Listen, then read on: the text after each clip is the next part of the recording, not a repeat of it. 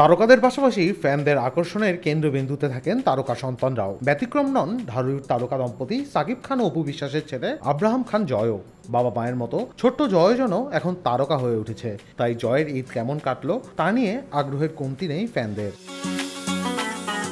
এবার জয়ের ঈদ কেটেছে বেশ আনন্দে। বাবার দেওয়া উপহার তো ছিল, জয়ও বাবাকে দিয়েছে ঈদের উপহার। আর এ তথ্যটি জানিয়েছেন অপু বিশ্বাস নিজেই।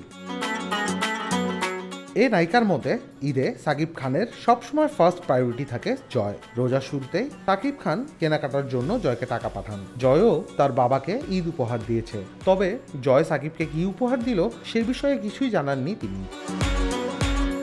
ছোট্ট জয় এখন নামাজ পড়া শুরু করেছে। জয় বাবার সঙ্গে নামাজে যেতে ভীষণ কমফোর্টেবল বলে জানান অপু বিশ্বাস। বাবা ছেলের বিষয়গুলো সবাইকে দেখাতে পছন্দ করেন না অপু, কারণ এই বিষয়গুলো একান্ত ব্যক্তিগত। কিন্তু অনেক সময় কিছু পরিস্থিতি তাকে দেখাতে বাধ্য করে বলে জানান এই অভিনেত্রী। ঈদে অপুর কাছে জয়ের আশা ছিল বরাবরের মতো চিকেন বিরিয়ানি। ঈদের দিন তাই ছেলের জন্য এই মেনুটি নিজেই রান্না করেছেন নায়িকা। এবারের ঈদে জয় অনেক গিফট পেয়েছে বলেও জানান তিনি। অপু বিশ্বাস এবারের ঈদ ঢাকায় উদযাপন করেছেন। কয়েকদিন আগে ভারত থেকে দেশে ফিরেছেন। বর্তমানে ছেলে আব্রাহাম খান জয়কে নিয়ে নিজের বাড়িতে অবস্থান করছেন।